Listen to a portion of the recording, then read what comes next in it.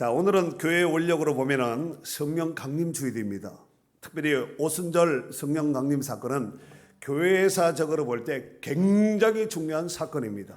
왜냐하면은 만약 오순절 성령 강림 사건이 없었다면 이 땅에 신약 교회들은 존재할 수 없었기 때문에 그렇습니다. 그러므로 오순절 성령 강림 사건은 마치 제가 비유를 한다면은 배가 이만큼 나온 산모가 아이를 출산하듯이 교회가 탄생한 배경이 바로 오순절 성령 강림 사건이라고 볼 수 있겠습니다. 그러니까 오순절 성령 강림 사건은 신약교회가 태어난 교회의 생일입니다. 이렇게 하면 아주 정리가 제일 쉽게 정리가 될 것 같습니다. 일찍이 예수님께서 승천하시기 직전에 제자들에게 사도행전 1장 4, 5절에 보면 이렇게 말씀하시지요.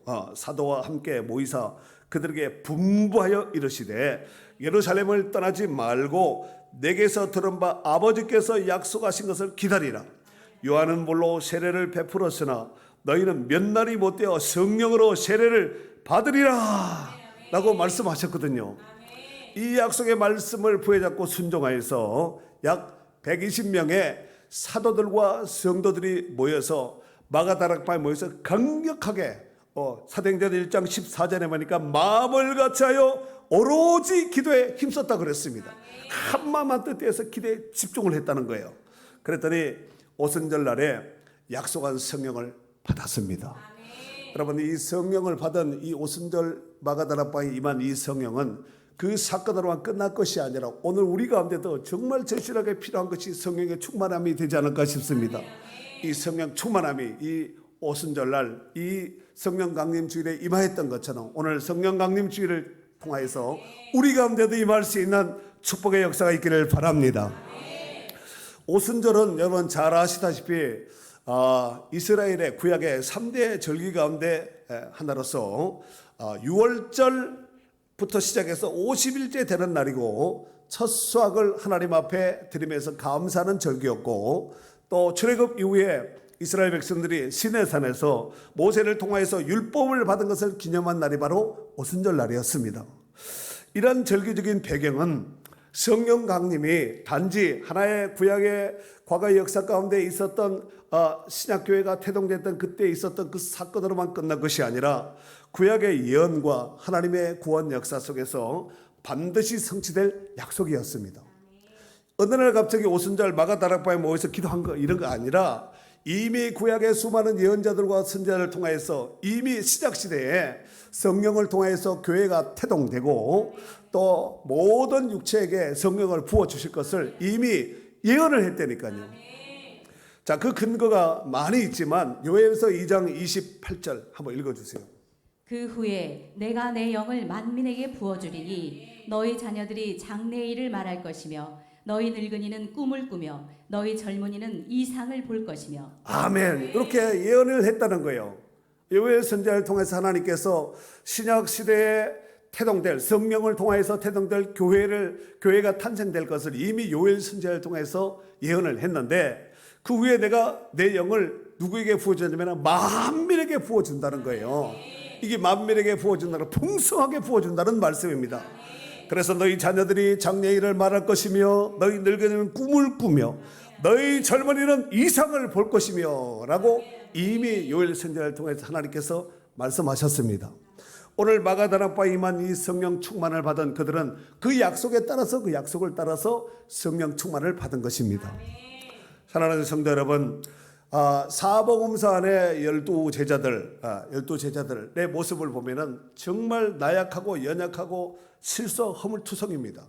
나름대로 뭔가를 잘한다고 하지만 인간적인 열심을 해서 예수님께 오히려 엉구정을 듣고 또 사역에 불편함을 끼쳤던 이런 모습을 보게 됩니다. 하지만 사도행전 2장을 통과한 성령 받은 제자들은 예수님의 사역을 신실하게 잘 감당한 진정한 사도의 사명을 감당했던 제자들이었다고 볼 수 있습니다. 자, 그런 맥락에서 제가 아까 이제 읽었지만 다시 한번 오늘 메인 본문 1절서부터 4절까지 한번 더 읽어주세요. 오순절 날이 이미 이름에 그들이 다 같이 한 곳에 모였더니 호련히 하늘로부터 급하고 강한 바람 같은 소리가 있어 그들이 앉은 온 집에 가득하며 마치 불의 혀처럼 갈라지는 것들이 그들에게 보여 각 사람 위에 하나씩 임하여 있더니 그들이 다 성령의 충만함을 받고 성령이 말하게 하심을 따라 다른 언어들로 말하기를 시작하니라. 아멘. 자, 사도행전은 누가 기록했나요? 예? 누가복음은? 사도행전은? 다 누가 했네? 누가입니다. 이방인 헬라 사람입니다. 예. 누가에 의해서 기록된 이 사도행전, 특별히 마가다락방에 임하였던 오늘 성령 강림 사건을 누가는 사람의 눈에는 보이지 않았지만 그 강력한 힘과 역동성은 모든 것을 압도하는 성령의 강력한 임재를 시청각적으로 아주 잘 묘사해 놓고 있습니다.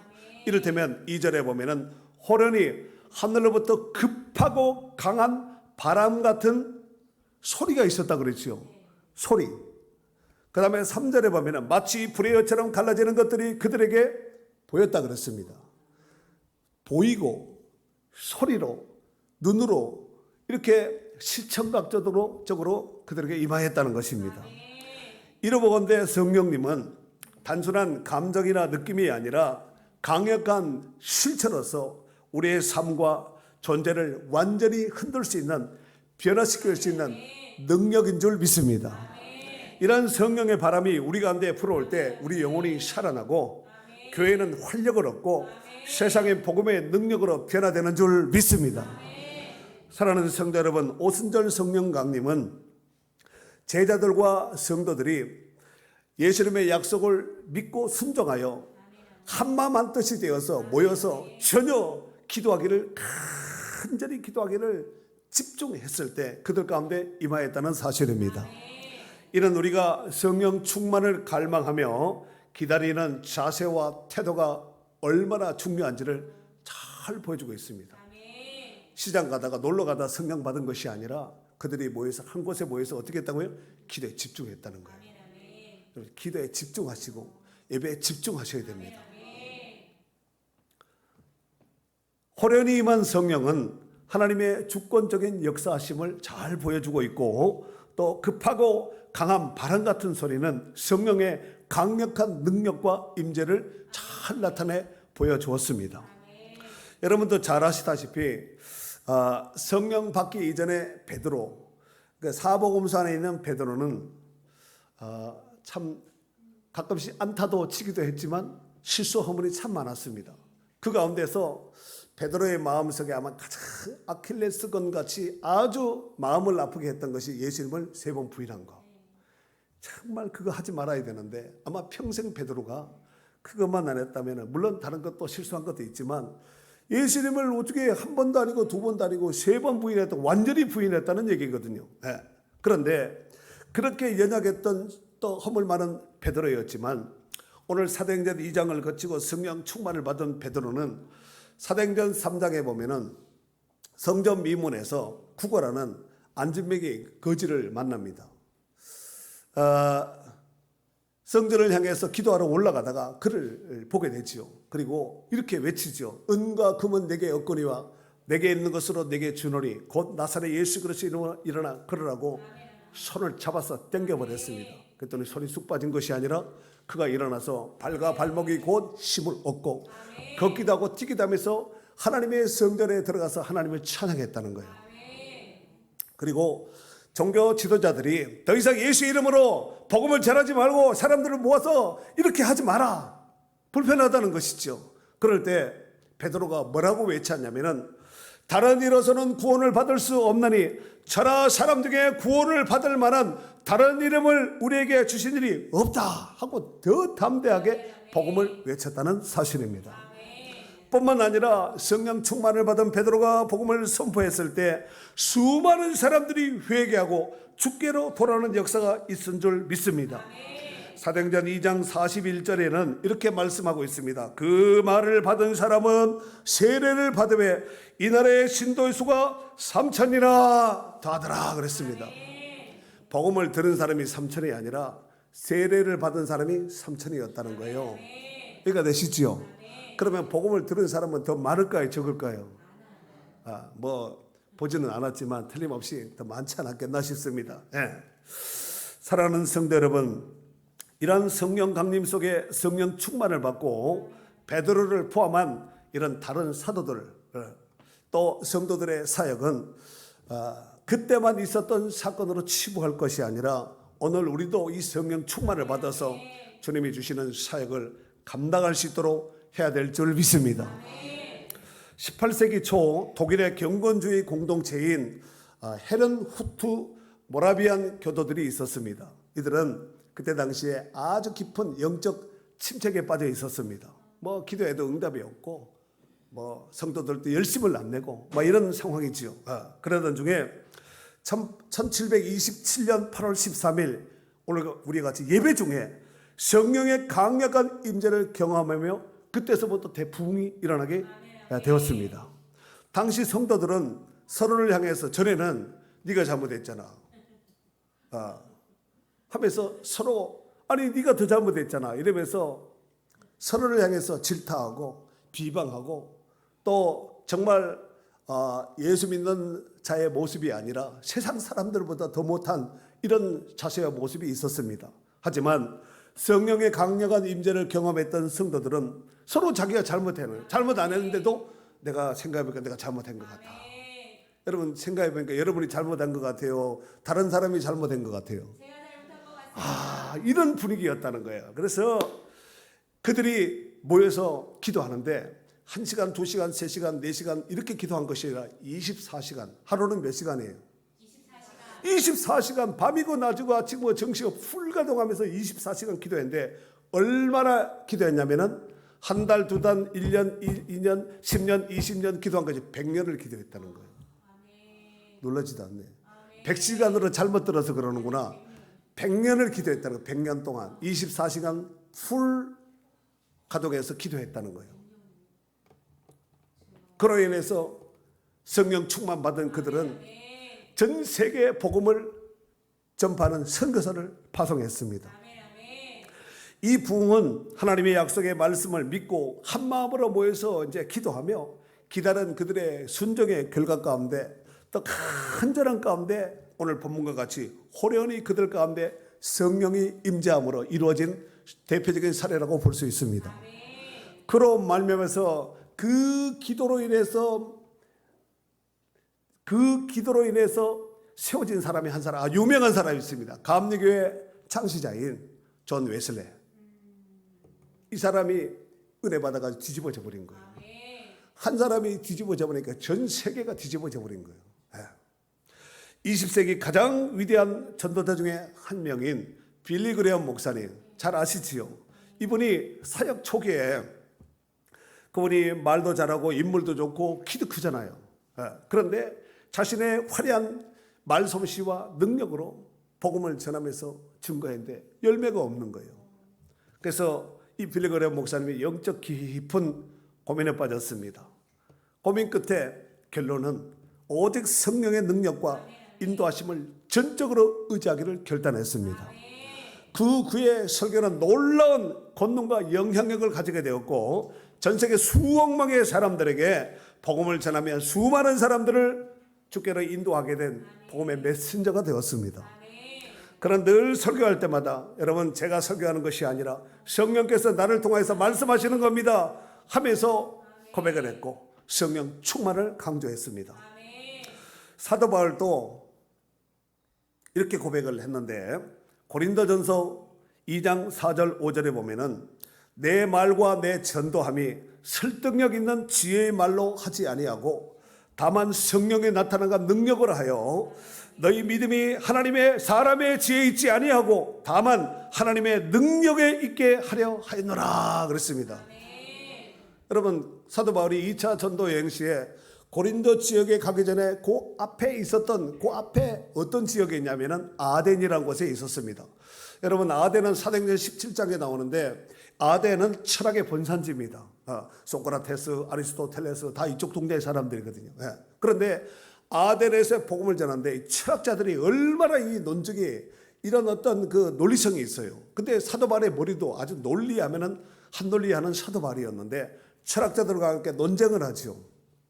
그런데 그때 정말 하나님의 능력을 힘입어서 복음을 전해야 되는데 이 머리를 가지고 전한 거예요. 그래서 크게 이렇게 많은 사람들을 열매를 많이 맺지 못합니다. 그래서 이 아덴에서 고린도 지역으로 오면서 사도 바울이 주먹을 칵 쥐고 혀를 물면서 자중한 것이 있습니다. 앞으로는 절대로 이런 머리 가지고 하지 말고 하나님의 성령의 능력을 힘입어서 복음을 전해야 되겠다 하고 고린도 지역에 딱 도착했습니다. 그곳에 가서 텐트 메이커 사역을 하죠.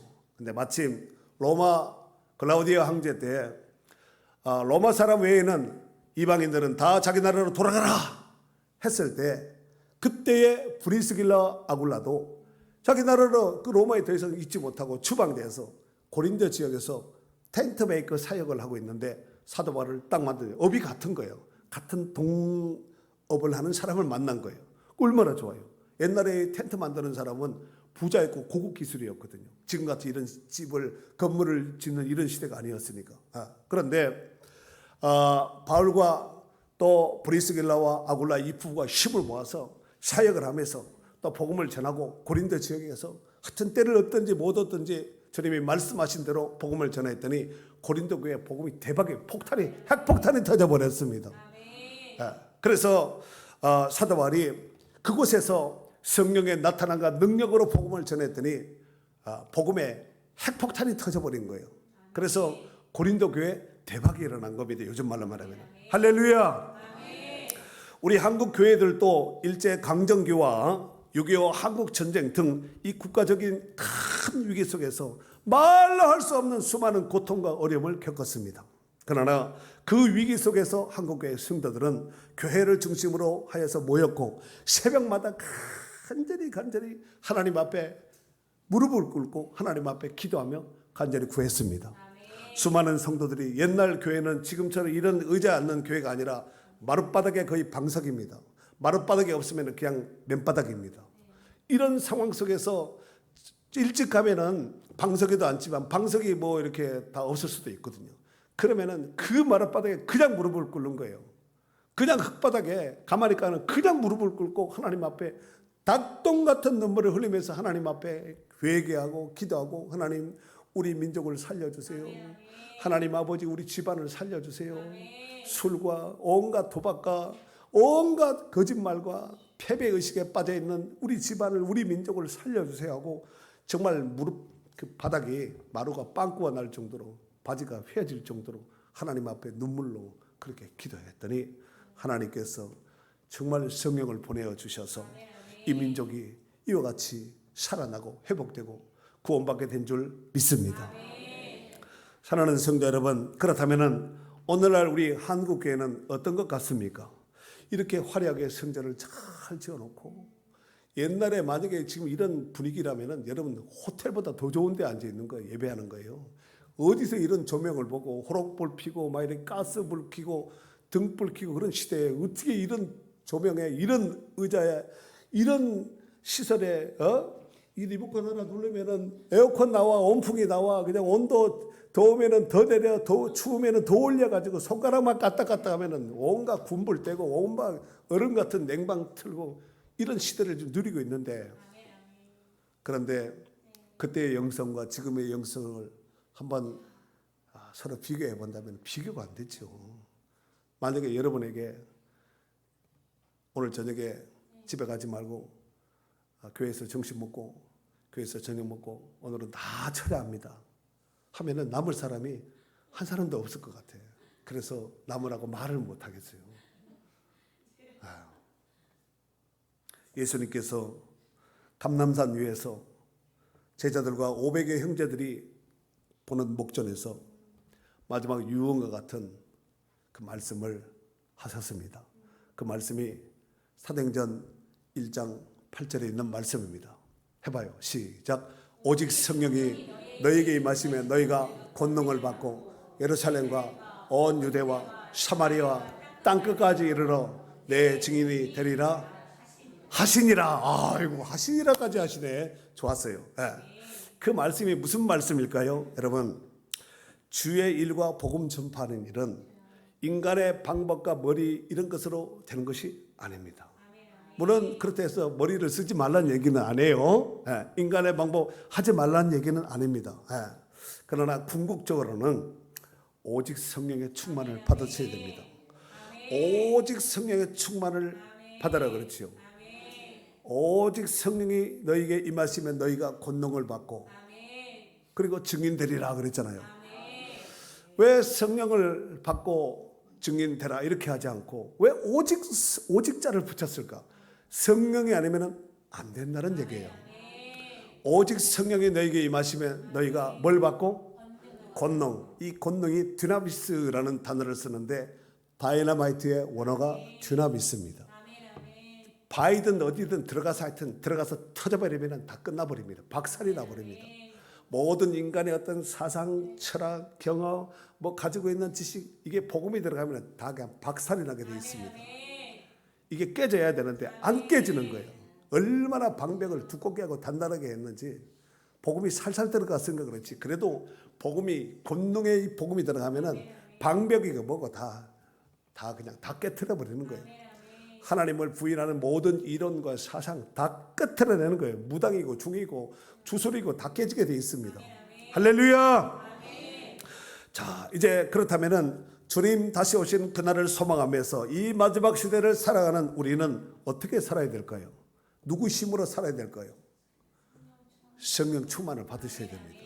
내 힘으로는 안 됩니다. 안 됩니다. 오늘 4절 말씀에 보니까 이런 말씀이 있죠. 그들이 어떻게 받았다고요? 뭘 받았다는 거예요? 예? 유료 지원 때를 받은 것이 아니라 그들이 다 성령의 충만함을 받았다는 거예요. 이 성령 충만을 받고 이것이 문법이 직설법 과거 수동태입니다. 직설법 과거 수동태예요. 이미 과거로부터 약속된 성령을 직설법에 직접 받은 거예요. 자기네들이 스스로 나온 게 능동에 스스로 나온 것이 아니라 수동태니까 받은 거거든요. 이미 과거로부터 아까 요엘서 2장 28절을 포함한 이사야나 예레미야나 뭐 이런 선자들이 이미 약속된 성령을 보내는 약속을 에스겔서에 보면 이미 기록을 해놨습니다. 예. 그 기록된 약속된 과거로부터 약속된 것을 직접 수동태 그분이 임함으로 그분이 주심으로 우리는 받게 된 줄 믿습니다. 여러분건데 우리가 전도하든지 주의 일을 하든지 어떤 사명을 감당한다 할지라도 먼저 기도하고 성령 충만을 받아야 됩니다. 성령 충만 받지 않고 자기가 뭔가를 하려고 하는 사람은 하면 할수록 자기는 열심을 내는데 하면 할수록 엇박자칠 수 있습니다. 예? 엇박자칠 수 있어요. 자기는 열심히 한다고 하지만 주님 안 됩니다. 십자가 지면 안 됩니다. 안 됩니다. 안 됩니다. 사단아 내 뒤로 물러가라 그러죠. 예수님은 안 됩니다. 죽으면 안 됩니다. 이것이 인간적으로 본다면 마치 예수님을 보호하려고 하는 이런 것처럼 보이지만 예수님이 죽으러 오셨거든요.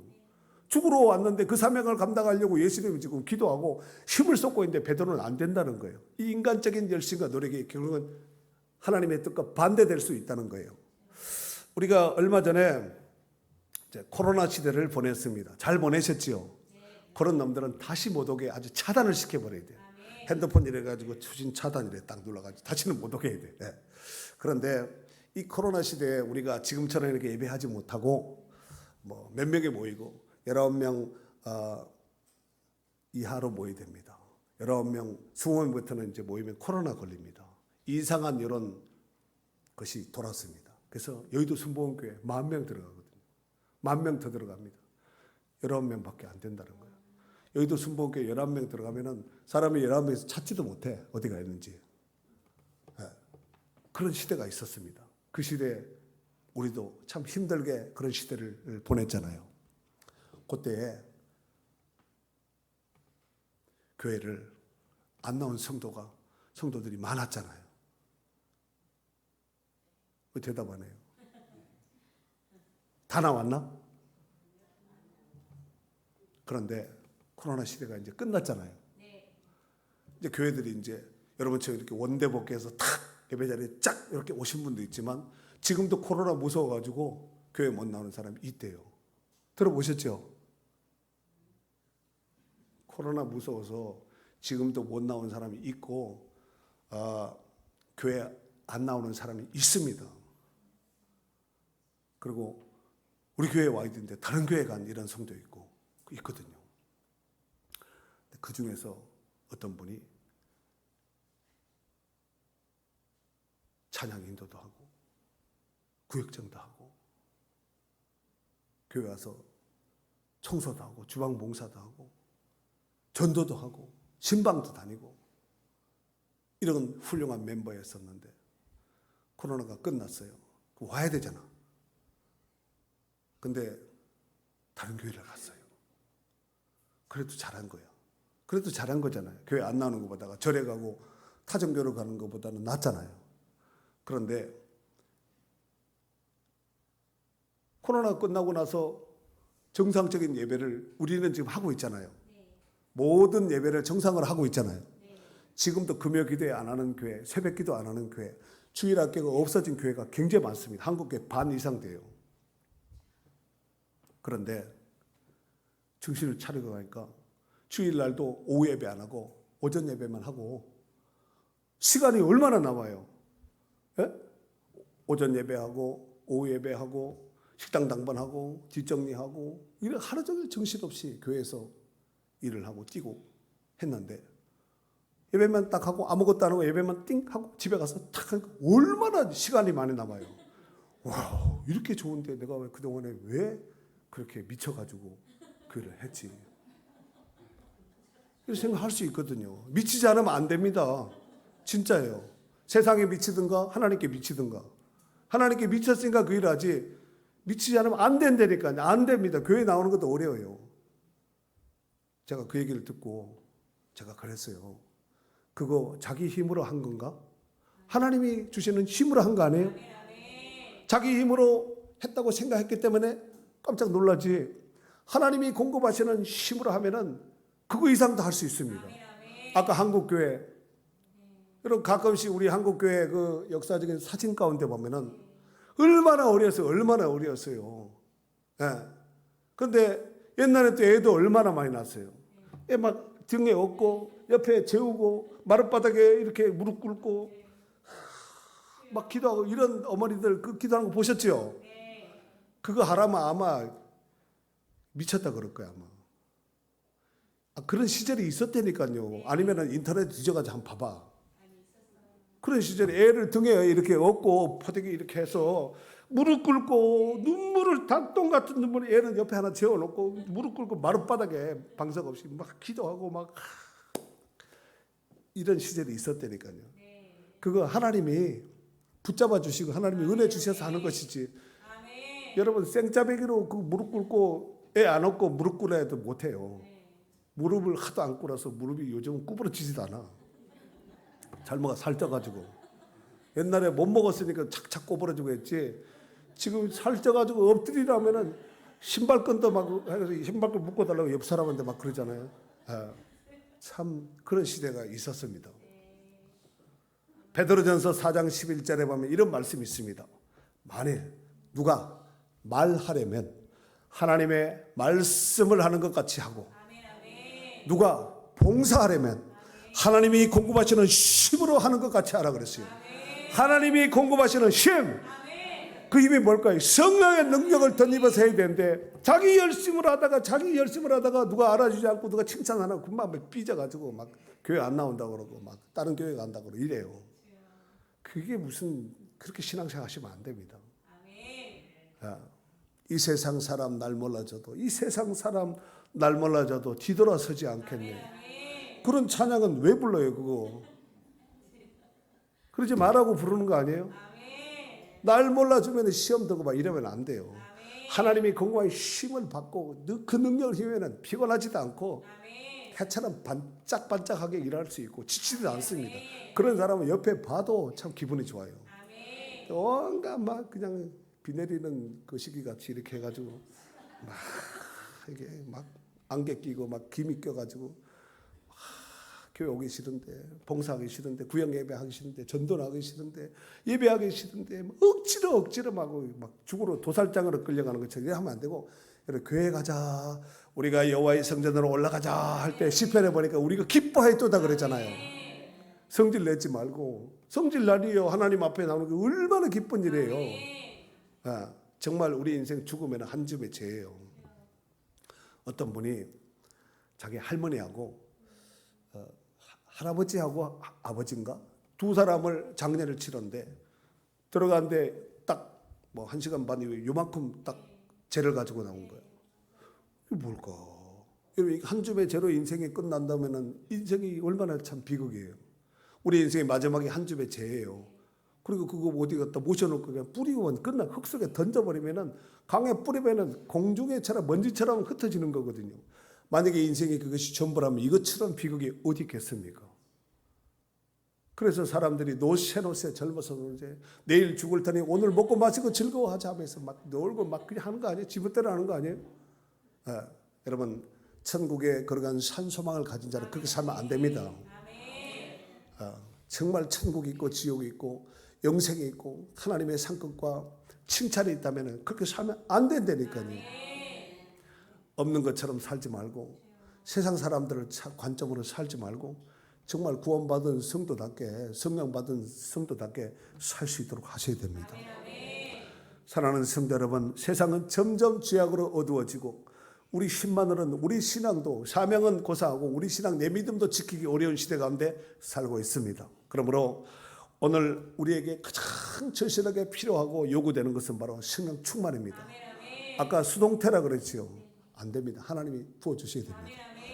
내 자력으로 뭐 열심히 하면 안 된다니까 하나님이 부어주셔야 됩니다. 그래서 오직 성령이 너에게 임하시면 임해야 되는 거야. 임할 수 있도록 뭐 기도하든가 뭘 어떻게 예배하든가 해야 되는데 임할 수 있는 조건도 만들어 놓고 그릇도 준비해 놓고 임하게 해달라 그렇게 하면 안 되죠. 부디 이 성령 충만함으로 어떤 문제를 만난다 할지라도 성령 충만 받으면 넉넉히 이길 수 있습니다. 어떤 시대는 어떤 문제를 할지라도 성령 받으면요 문제가 하나도 없습니다. 태산처럼 보이는 그 문제들도 훅 부는 바람에 나는 겨처럼 보입니다. 근데 성령 충만 받지 못하고 자기 머리만 커진 사람은 걱정하면서 자고 나면 걱시 자고 눈이 괭해가지고 자고 난 사람인지 이 사람이 안 잔 사람인지 괭해가지고 그런 사람들이 무슨 일을 하겠어요. 운전하다가 사고 나서 대형 사고 나서 사람 죽이고 막 이러거든요. 그러니까 하여튼 내 능력으로 살지 말고 예수 믿는 사람은 하나님이 공부한 힘으로 살아야 됩니다. 아무리 좋은 핸드폰 아무리 좋은 차라 할지라도 충전이 안 되면 안 돼요. 우리가 언젠가는 영적인 것이 고갈되고 방전될 때가 있다니까요. 그때 성령께 인풋돼서 쫙 공급받아가지고 힘 쫙 내가지고 이렇게 살아야 되는데 막 교회 나오나 안 나오나 여전히 그냥 이렇게 하면 안 돼요. 내 능력이 아니라 주의 능력으로 덧입어야지 살 수 있습니다.